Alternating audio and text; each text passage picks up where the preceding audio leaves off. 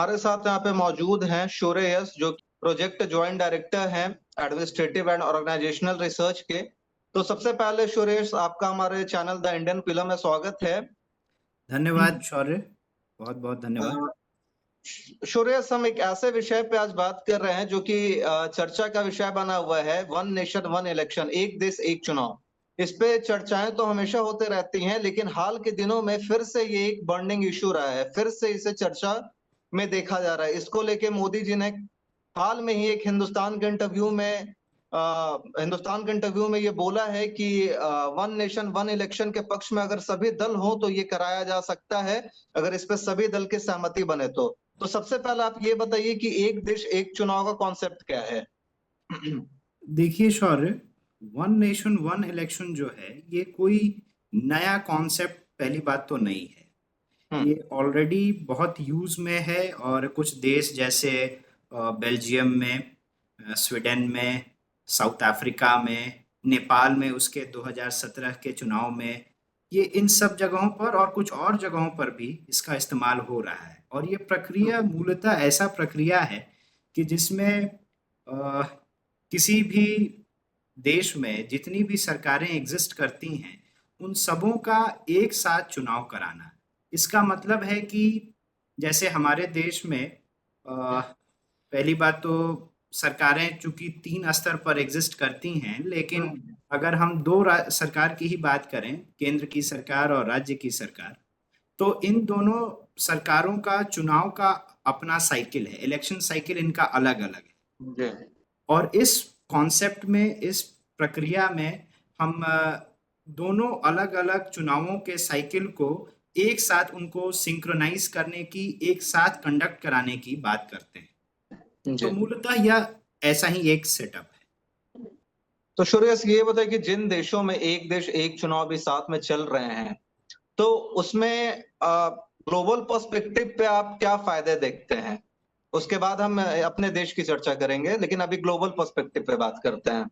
देखिए, इसका सबसे बड़ा, वो आप किसी भी देश की बात करें, वो चाहे आप नेपाल की बात करें, साउथ अफ्रीका की बात करें, जर्मनी की बात करें, या स्वीडन की, या बेल्जियम, किसी भी देश की, इन सभी देशों में कुछ इस सिस्टम को यूज करने के जो फायदे या जो नुकसान हैं या चैलेंजेस हैं वो एक जैसे ही हैं। और इसमें अगर आप, लेकिन फिर भी अगर और देशों की बात करेंगे तो इसमें सबसे पहले जो कुछ फायदा होगा वो ये कि चुनाव कराने की जो प्रक्रिया है वो एक छोटी प्रक्रिया या सामान्य प्रक्रिया नहीं होती है। वो बहुत ही कॉम्प्लिकेटेड प्रक्रिया है, बहुत टायरसम है, बहुत ज़्यादा उसमें एफर्ट्स चाहिए, वो चाहे एडमिनिस्ट्रेटिव हो, वो चाहे पॉलिटिकल हो। तो इन सब का आप वन पॉइंट सॉल्यूशन कह लीजिए, तो ये एक सेटअप के कारण, एक सिस्टम के कारण वो सारा किया जा सकता है। जी, लेकिन शौर्य, जो हमारे देश में व्यवस्था है वो चुनाव को जो व्यवस्था है वो बहुत ही हौच पौच वाला है, और इसमें संविधान संशोधन भी बहुत सारे करने पड़ेंगे। तो दूसरे देश में अगर एक देश एक चुनाव हो रहे हैं, तो हमारे देश में क्या एक देश एक चुनाव करवाना इतना आसान है, और इसके क्या फायदे हैं और क्या नुकसान है? सबसे पहले तो इसमें हम आपको थोड़ा, चूंकि अपने देश की बात है, तो ये प्रक्रिया हाल ही में जो अभी ये जो इलेक्ट्रीफाई हुआ या ये जो बर्निंग टॉपिक बना, वो कैसे बना और क्या कुछ हुआ, थोड़ा उस पर भी हम कुछ ओपिनियन शेयर करना चाहेंगे। जैसे कि हमारे यहाँ हाल ही में एक हाई लेवल कमिटी HLC की गठन की गई भारत सरकार द्वारा, जिसका कि चेयरमैन बनाया गया पूर्व राष्ट्रपति श्री रामनाथ कोविंद जी को। तो पहले तो यही अपने आप में एक अजीब सा बात है और काफी अनकन्वेंशनल है कि एक पूर्व राष्ट्रपति को किसी कमिटी का चेयरमैन बना देना। ये हमारे पॉलिटिकल कल्चर में कम से कम, या हमारे पॉलिटिकल ट्रेडिशन में तो ऐसा कभी नहीं हुआ, ये पहली बार हो रहा है। चलिए, उसमें कोई दिक्कत नहीं है।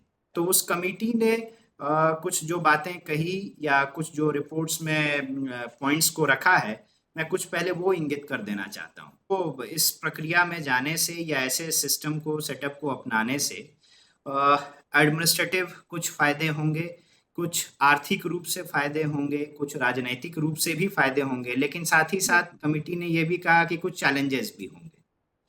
तो भारत के अपने चैलेंजेस हैं, भारत के अपने कुछ फायदे भी अलग हैं। तो हम्म। अब मैं आपको एक एक करके कुछ पहले सबसे पहले कुछ जो हमें पॉजिटिव एस्पेक्ट है इस सिस्टम का या इस सेटअप का, वो मैं बता देना चाहता हूँ। सबसे पहला मैं इसमें पॉजिटिव एस्पेक्ट जो देखता हूँ, वो ये देखता हूँ कि इसमें एडमिनिस्ट्रेटिव बर्डन जो है हमारे देश में, वो इस सेटअप के कारण घटेगा। क्योंकि इसमें आप एक ही बार में केंद्र सरकार के लिए, एक ही बार में राज्य सरकार के लिए अगर सहमति बन गई, तो एक ही बार में जो 73वें और 74वें संविधान संशोधन के बाद जो कुछ बॉडी आई अपने देश में, जैसे यूएलबीज एंड आरएलबीज, तो उनकी भी अगर चुनाव अगर हम इसमें अगर शामिल करेंगे, तो इन सब का चुनाव एक साथ होगा, जिस कारण से कि वो चुनाव को कराने के लिए जितना भी संसाधन चाहिए, वो चाहे ह्यूमन रिसोर्सेज हो या मॉनेटरी रिसोर्स हो या किसी प्रकार का रिसोर्स और इंफ्रास्ट्रक्चर हो, तो उन सब में आप एक ही बार उन सब का उपयोग करके करा पाएंगे चुनाव। तो जाहिर सी बात है कि इसमें बर्डन जो है वो घटेगा। हम्म। और दूसरा फायदा मैं इसीलिए उसी सिलसिले में देखता हूं कि ये कॉस्ट इफेक्टिव भी इसीलिए नजर आ रहा है, क्योंकि ये कुछ जो मौद्रिक जो कुछ संसाधन जो उसमें लग रहा था पुराने व्यवस्था में, उसमें कुछ कमी आएगी इस व्यवस्था में। और तीसरा मैं समझता हूं कि सिंप्लीफाइड इलेक्शन मैनेजमेंट होगा, माने चुनाव प्रबंधन भी थोड़ा सिंपल हो जाएगा, कम परेशान करने वाला होगा, कम चैलेंजिंग होगा। एक ही बार में सारे चीज तैयार किए जाएंगे, वोटर्स लिस्ट की बात करें या इलेक्टोरल रोल की बात करें या कैंडिडेट्स का नामांकन की बात करें या पोलिंग बूथ सेटअप करने की बात करें, इलेक्शन के जो कराने वाले जो कर्मचारी होते हैं उनकी ट्रेनिंग की बात करें, तो ये सारी चीजें एक बार में ही कर ली जाएंगी। तो जाहिर सी बात है कि सिंप्लीफाइड मैनेजमेंट होगा इलेक्शन का। जी। और फिर तो अगला बिंदु हमको दिखता है जो सबसे महत्वपूर्ण है, वो ये है कि मॉडल कोड ऑफ कंडक्ट यानी एमसीसी जिसे हम कहते हैं, उसे कम से कम लागू करना पड़ेगा। और एमसीसी अगर हम कम लागू करेंगे, तो जाहिर सी बात है कि उस कारण से एमसीसी लागू करने के कारण से जो डिस्टरबेंस होता है नॉर्मल रूटीन गवर्नेंस के प्रोसेस में, जैसे कि एमसीसी लागू हो गया तो आपको ये नया कार्यक्रम शुरू नहीं कर सकते, आप वो काम नहीं कर सकते, आप ट्रांसफर नहीं कर सकते, आप ये नहीं वो नहीं, ऐसे करके 50 काम हैं जो कि सामान्य प्रशासनिक जीवन में या राजनीतिक जीवन में हर दिन करना पड़ता है, वो काम आप नहीं कर सकते एमसीसी लागू होने के कारण। तो ये कम हो जाएगा, क्योंकि एक बार बस चुनाव होगा, बस उस समय एमसीसी लागू होगा, उसके बाद 5 साल के बीच में कभी भी लागू नहीं होगा, तो वो डिसरप्शन या डिस्टरबेंस नहीं होगा। इसी हम्म। इसी तरह मैं एक और इम्पोर्टेंट ये समझता हूँ, एस्पेक्ट समझता हूँ इंक्रीज्ड पॉलिसी फोकसिंग को। माने अगर एक बार ही चुनाव हो देश में, तो सरकार का भी जो फोकस है एक बार ही जाएगा चुनाव कराने और उस प्रक्रिया में, और बाकी के समय सरकार जो है सामान्य जो नीति प्रशासन, नीति निर्माण जैसी जो क्रियाएं हैं, उन पर सरकार का फोकस रहेगा, सरकार का ध्यान रहेगा। तो जिससे कि मेरा मानना है कि प्रशासन कह लें या शासन कह लें, वो और बेहतर होगा। और इस सूर्य कड़ी। यहाँ पे एक पॉजिटिव एस्पेक्ट्स आप बता रहे हैं, लेकिन एक चीज पे रोकना चाहेंगे कि अभी जो जैसे 2019 का जो चुनाव हुआ, वो विश्व में सबसे महंगा चुनाव भारत में लड़ा गया। तो सही क्या जो तमाम राजनीतिक पार्टियां हैं जो पक्ष में है वन नेशन वन इलेक्शन की, तो क्या वो ये बताएंगे या फिर उनको ये नहीं करना चाहिए कि वो क्या ऐसा प्रयास किए हैं जिससे चुनाव में खर्चा कम हो? क्योंकि हम आमतौर पे देखते हैं कि हर साल जो चुनाव होते हैं उसमें जो चुनाव का बजट होता है वो बढ़ते जा रहा है, सही बात। रैलियां बढ़ते जा रही हैं। सही बात। देखिए, सच कहें तो ये आपने जो विषय उठाया कि राजनीतिक दलें जो हैं वो क्या कुछ कर रही हैं इस खर्च को कम करने के लिए, तो वो एक अलग पहलू है। वन नेशन वन इलेक्शन एक अलग पहलू है। वन नेशन वन इलेक्शन को राजनीतिक दलें भले अपोज कर रही हैं, लेकिन लेकिन उसका। कनेक्टेड तो है ना दोनों। जैसे मान लीजिए कि कोई भी पॉलिटिकल पार्टी के जो पॉलिटिशियंस हैं बहुत ज्यादा रैली कर रहे हैं सरकारी खजाने से, तो वो कहीं ना कहीं तो विषय है ना कि आप क्या कर रहे हैं। देखिए, वो विषय आप सही बोल रहे हैं, वो चुनाव से संबंधित विषय है। जी। लेकिन अच्छा, वैसा करना भी इसलिए अब लोगों के ये बहुत गलत चीज हो रहा है, लेकिन ये अब लोगों के नजर से बाहर है, या कोई अब इस पर बात बहुत रेयर ही कर रहा है। चुनाव आयोग का भी इस पर मुझे नहीं लगता है कि एक हद के बाद उसका कोई इस पर प्रतिक्रिया है या उसका इस पर कोई कंट्रोल है। ऐसा मुझे नहीं लगता है कि है। और इसको कम कर पाना, ये मुझे लगता है कि चलिए अब अगर हम कुछ नियम बना दें, कोई एक अधिकारी को बिठा दें कि वो इस पर नियंत्रण रखे, सीएजी के तर्ज पर ही कोई अधिकारी हो जो कि अकाउंटिंग्स को देखे, ये हो सकता है। लेकिन इसका बहुत कोई प्रभाव नहीं पड़ेगा। राजनीतिक दलें एक तरीके से नहीं तो दूसरे तरीके से पैसे खर्च करके अपना काम कर लेंगी। इसका तभी कुछ हो सकता है अगर हम और आप जैसा, माने मेरे और आपके जैसा कोई सामान्य आदमी जो है वो अगर इस चीज को समझे कि कोई राजनीतिक दल 10,000 करोड़ रुपए को खर्च करके चुनाव में अपना पब्लिसिटी करना, एडवर्टाइजमेंट करना, कंपेनिंग करना, ऐसा काम कर रही है, तो उसको ये पैसा आ कहाँ से रहा है और उस पार्टी का कितना, माने आप उसके कैरेक्टर का तब आप उससे मूल्यांकन करेंगे, उसके करप्ट होने न होने का उससे मूल्यांकन करेंगे, और तब आप उससे यह मूल्यांकन करेंगे कि आप वह आपके ऊपर शासन करने के लिए वह कितना सूटेबल है। जी। तो ये हमारे और आपके जैसे लोगों के ऊपर ये दायित्व है कि इन चीजों को हम नियंत्रित करें और इस पर अगर ध्यान दें। अच्छा, वन नेशन वन इलेक्शन से क्या आपको ऐसा लगता है कि जो क्षेत्रीय पार्टी है, जो बहुत छोटी छोटी पार्टियां हैं, उनको प्रभाव पड़ेगा? जो छोटे नेता हैं रीजनल स्तर पे, उनको प्रभाव पड़ेगा? हाँ, पड़ेगा। जाहिर सी बात है कि इससे प्रभाव पड़ेगा। और मैं आप वन नेशन वन इलेक्शन तो खैर ऐसा कॉन्सेप्ट हो गया कि बस एक ही साथ एक ही दिन जो है आपको 2 वोट कास्ट करने पड़ सकते हैं, ऐसा कुछ सेटअप हो जाएगा। लेकिन मैं आपको बताऊं, जैसे आज झारखंड में, in the state of Jharkhand, we are going to have our elections, assembly elections, in almost about say 5 to 6 or 7 months almost. और आज in the month of say May, or since the June has started today, so in the month of June, Lok Sabha election also happened, because today was my last phase election in my state, and a few of the Lok Sabha constituencies had election today. सो ऐसी स्थिति में आज से 7-8 महीने बाद होने वाले चुनाव पर भी आज के चुनाव का प्रभाव होता है।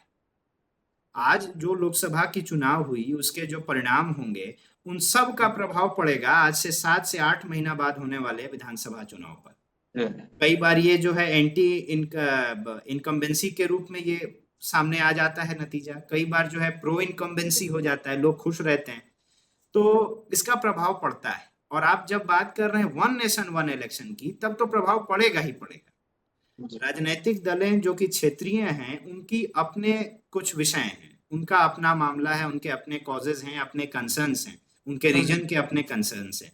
और जब लोकल इलेक्शंस होते हैं तो उन्हीं सारे कंसर्न्स के ही अराउंड होते हैं। पर आप जब लोकसभा के चुनाव को, नेशनल इलेक्शन को आप उसी के साथ कॉन्फ्लिक्ट कर देंगे या उसी के साथ कराना चाहेंगे, तो जाहिर सी बात है कि जो कंसर्न्स हैं, जो कॉजेस थे इलेक्शंस में, जो अपना रोल प्ले करने वाले थे, वो भी आपस में इंटरमिक्स हो जाएंगे। अच्छा, इसके फायदे तो आप तमाम बताएं, लेकिन इसमें समस्याएं क्या है इसे लागू करने में, और कहाँ पे समस्याओं का सामना करना पड़ेगा?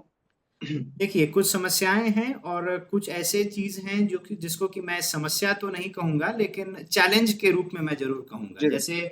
जैसे पहला चैलेंज जो मुझे दिखता है कि अगर इस प्रक्रिया को अपनाना है तो संवैधानिक संशोधन करने की जरूरत है। जी, जैसे कौन सा अनुच्छेद इसमें संशोधन हो सकता है? जैसे हमारे देश में अगर बात करें उन चुनावों की जिसको कराने की जिम्मेवारी जो है वो इलेक्शन कमीशन ऑफ इंडिया की है, तो वो सारा का जो रामनाथ कोविंद की रिपोर्ट है उसमें बोला गया है 5 अनुच्छेद जो है उसमें संशोधन करना पड़ेगा, जैसे कि 83, 85 इस तरीके से। तो मतलब ये सीए जितना आसान नहीं है, जैसे सीए जैसे लागू हुआ था उतना आसान ये नहीं है। नहीं, उतना आसान नहीं। और मेरा तो मानना है कि मूलतः कम से कम जैसे अनुच्छेद 324 से लेकर 329 तक इलेक्शन से रिलेटेड, ये इलेक्शन कमीशन और इलेक्शन से रिलेटेड ये अनुच्छेद हैं। मुझे लगता है कहीं उनमें भी कुछ बदलाव करना होगा, कि देश में किस प्रकार चुनाव हो, वन नेशन वन इलेक्शन हो, इसको भी वहां उसका भी मैंडेट जो है कॉन्स्टिट्यूशन में कराना होगा या कॉन्स्टिट्यूशनलाइजेशन करना होगा इस बात का। उसके साथ ही जहां कहीं भी संविधान में ऐसे कोई अनुच्छेद हैं जो कि चुनाव की बात करते हैं, तो उन सब में ये परिवर्तन करना होगा कि न केवल चुनाव की वो बात करें बल्कि वन नेशन वन इलेक्शन की वो बात करें, इस स्पेसिफिक प्रोसेस की वो बात करें। तो ये एक हेक्टिक प्रोसेस तो है, माने ये कॉन्स्टिट्यूशनल अमेंडमेंट करना तो पड़ेगा, उससे बचा नहीं जा सकता है। अगर इसे इफेक्टिवली और पूरे कॉन्स्टिट्यूशनल फोर्स के साथ अगर इसे इम्प्लीमेंट करना है तो ये काम तो करना होगा। और दूसरा मैं जो समझता हूँ सबसे बड़ा चैलेंज वो ये है पॉलिटिकल कॉन्सेंसस बिल्डिंग। वो हम आप सब लोग जानते हैं कि इस विषय पर सब लोगों से सहमति प्राप्त करना, हर एक राजनीतिक दल से सहमति प्राप्त करना, ये एक बहुत बड़ा चैलेंज है, क्योंकि सारे दल in the end of the day अपने इंटरेस्ट से ही गाइडेड है, और कोई अपने इंटरेस्ट को छोड़ करके ऐसा ब्लंटली जो नेशनल इंटरेस्ट की बात है, मुझे नहीं लगता है कि सारी दलों को ये आज कर पाना सबके लिए आसान होगा या सारी दलें ऐसा करेंगी।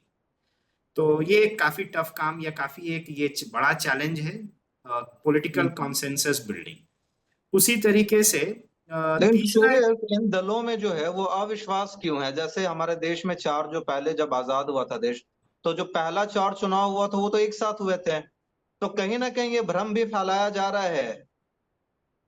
देखिए, आप जो कह रहे हैं ना कि अविश्वास क्यों है राजनीतिक दलों में, और विशेष करके क्षेत्रीय राजनीतिक दलों में मैं कहूंगा, तो इसका कारण जो है ना, मेरा जहां तक हमारा जो अनुभव है, हमारा जो इस बिंदु पर जो भी कुछ हमें नॉलेज है या इंफॉर्मेशन है, उसमें हम यही कह पाएंगे कि उनका अपना निजी इंटरेस्ट है जो कि उनको ऐसा करने देने से रोक रहा है। अब जैसे हमारे यहाँ की बात करें, मैं नाम नहीं लेना चाहूंगा किसी राजनीतिक दल का, लेकिन हमारे ही प्रदेश में कई राजनीतिक दल हैं, और उनमें से अधिकांश ऐसे हैं जिनका पूरा का पूरा जो आइडियल बेसिस है, जो आइडिया है, जो उनका बेसिस है, वो रीजनल कंसर्न्स ही है। कोई ऐसे दल हैं जो कि केवल जनजातीय विषय पर ही आधारित हैं, केंद्रित हैं, उनकी सारी राजनीति उसी विषय पर है, और उसके अलावे कि कोई और विषय उनके पास नहीं है जिस पर कि उनकी राजनीति हो सके या वो करते हैं। उसी तरह से कुछ एक दल ऐसे भी हैं जो कि ऑक्यूपेशन बेस्ड हैं, जिनके की जो टारगेट है, जिनका की जो वोट है, वो एक पर्टिकुलर क्लास या एक पर्टिकुलर ऑक्यूपेशन है, तो उनका भी अपना इंटरेस्ट है। तो मेरा ये सबमिशन है कि कोई नेशनल इंटरेस्ट के कारण इसमें कोई विरोध नहीं दर्ज कर रहा, बल्कि सबके अपने निजी इंटरेस्ट हैं जो कि कहीं ना कहीं इस पॉलिसी से थ्रेटन हो रहे हैं, और इसलिए वो इसका विरोध कर रहे हैं। और मुझे ऐसा लगता है कि government of India today is being run by whichever party, that party is finding it to be quite beneficial for itself, because that party whenever it contests election, whether it is a assembly election or Lok Sabha election, it has only 2 to 3 faces which it projects in every election.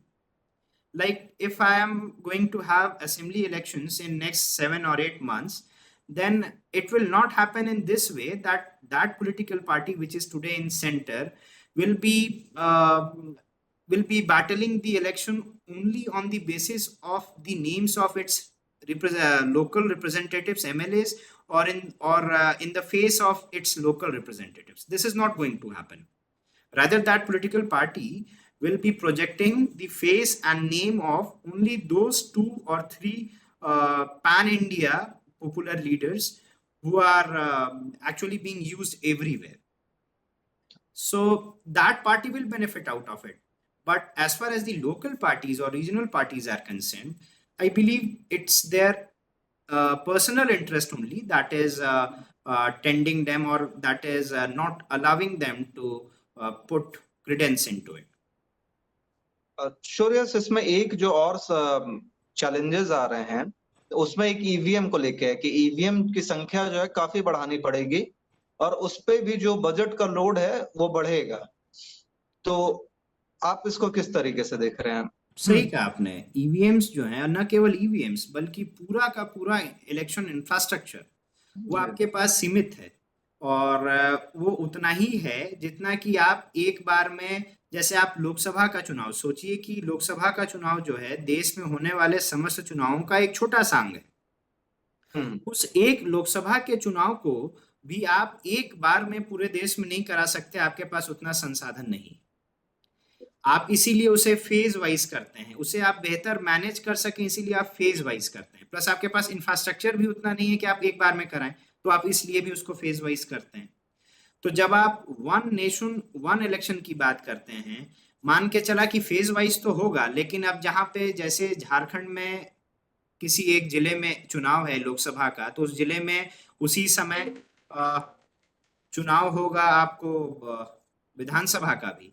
तो उतने EVMs चाहिए, उतने वीवीपैट्स चाहिए, उतने control units चाहिए, उसी हिसाब से आपको पोलिंग बूथ्स बनाने होंगे, उतने ही आपको इलेक्टोरल रोल कह लीजिए, या इलेक्टोरल रोल तो चलिए फिर भी वो कॉमन होगा, लेकिन कम से कम ये सारे जो इलेक्शन से रिलेटेड जो इक्विपमेंट्स हैं वो आपको उतने ही चाहिए। और उसका प्रोडक्शन जो है आपको नए सिलसिले नए तरीके से या नए ये में करना होगा फिर से एक बार। और उस सब का जो बोझ है वो बजट पर तो जाहिर सी बात है कि पड़ेगा।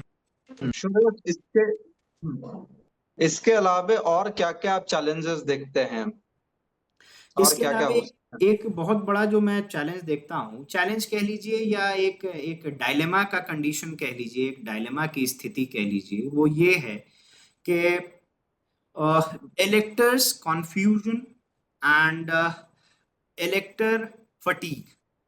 माने कि इलेक्टर्स जो हैं वो थोड़ा कंफ्यूज हो जाएंगे इस पद्धति में, क्योंकि जाहिर सी बात है कि हमारे यहाँ के जो इलेक्टर्स हैं वो उतने अवेयर, पॉलिटिकली उतने कॉन्शियस या इतने नॉलेज इन्फॉर्म्ड नहीं हैं जितना कि और देशों में, कई एक देशों में हैं, जैसे कि यूनाइटेड किंगडम में है, फॉर दैट मैटर जर्मनी में है, जापान में है, इस तरह के देशों में। तो जाहिर सी बात है? है कि हमारे यहाँ जब इलेक्टर्स जो हैं वो कम अवेयर हैं तो उन्हें दिक्कत होगा इस बात को डिस्टिंग्विश करने में, डिफरेंशिएट करने में कि किस आधार पर, क्योंकि एक ही दिन हमको चुनाव का मतदान जो है वो करना है, हम एक ही दिन हमें जब मतदान करना है तो किस आधार पर लोकसभा के प्रतिनिधि को चुनना है, किस आधार पर विधानसभा के प्रतिनिधि को चुनना है। उनके सामने 10-10, अभी तो होता था कि केवल उन्हें 10 प्रतिनिधि में एक प्रतिनिधि को चुनना होता था, अब होगा कि उन्हें 20 या 25 प्रतिनिधि में कोई 2 प्रतिनिधि को चुनना होगा। तो किन आधार पर चुनना है, किन आधार पर दूसरे को रिजेक्ट करना है, ये सारी एक जटिल प्रक्रिया होने वाली है। ये और बहुत बहुत सारी पार्टियों का जो कंसर्न है उनका ये है कि जो ऐसे में जो छोटी छोटी पार्टियां हैं वही खत्म हो जाएंगी और नेशनल इश्यूज जो है वो रीजनल इश्यूज पे हावी हो जाएगा, रीजनल इश्यूज पे फिर बात नहीं होंगी।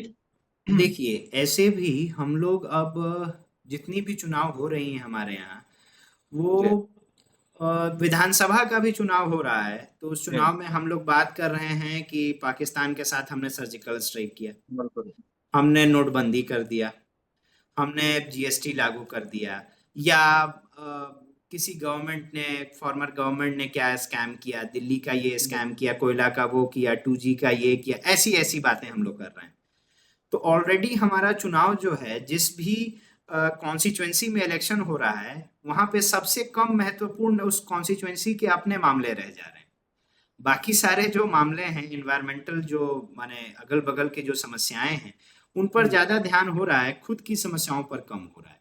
लेकिन हाँ, आपका जो ये जो शंका है कि राजनीतिक जो क्षेत्रीय दल हैं वो कहीं खत्म हो जाएंगी या उन पर प्रभाव पड़ेगा, तो हो सकता है कि इससे प्रभाव पड़े, लेकिन इसका एक ही उपाय होगा कि हम इलेक्टर या वोटर को अवेयर करें, उनको हम अवेयरनेस ड्राइव्स के थ्रू उनको हम सजग बनाएं, उनको सब चीज़ों से अवगत कराएं, किस प्रकार हम एक आइडियल वोटर बन सकते हैं, वो सब चीज़ों को उनको बताएं। तो ये जिम्मेवारी चुनाव आयोग की होने वाली है। सुरेश, हमारे पास समय कम है, तो दो तीन सवालों के साथ अपने जो प्रोग्राम का है उसका एंड करना चाहेंगे। तो सबसे पहले जो इसमें जो पार्टीज हैं, बहुत सारी जो पार्टीज हैं, पॉलिटिकल पार्टीज, उनका मानना ये है कि अगर जो चुनाव होता भी है, वन नेशन वन इलेक्शन, और सरकार जो अगर बीच में ही गिर जाती है, तो उसमें फिर संभावना क्या होता है? ये एक बहुत बड़ा चिंतन का विषय है कि अगर कोई सरकार बीच में गिर गई, आपको जी। बाई इलेक्शंस की जरूरत पड़ गई, मिड टर्म इलेक्शंस की जरूरत पड़ गई, तो आप क्या करेंगे? तो वैसी स्थिति में मुझे लगता है कि एक सेपरेट प्रोविजन या ऐसे एक्सेप्शनल केसेस के लिए कुछ सेपरेट प्रोविजन की जरूरत पड़ेगी। और जो मुझे लगता है कि सरकार इस बात को जरूर इस पहलू पर जरूर वो गौर करेगी और इस प्रोविजन को या ऐसे एक्सेप्शनल केस जैसे को जो वो जरूर रामनाथ कोविंद इनकॉर्पोरेट वाली करेगी। रिपोर्ट है, जो हमारे पूर्व राष्ट्रपति का जो रिपोर्ट है, जो उन लोगों ने बनाया है, तो उसमें तो इस पे कुछ सॉल्यूशन दिया गया है। जैसे उसमें सॉल्यूशन है कि बीच में अगर सरकार गिरती है, हम्म। तो फिर जो पार्टियां, मतलब फिर से वहां पे जितने दिनों का जो चुनाव बचा हुआ रहेगा, उस पे फिर चुनाव कराया जाए।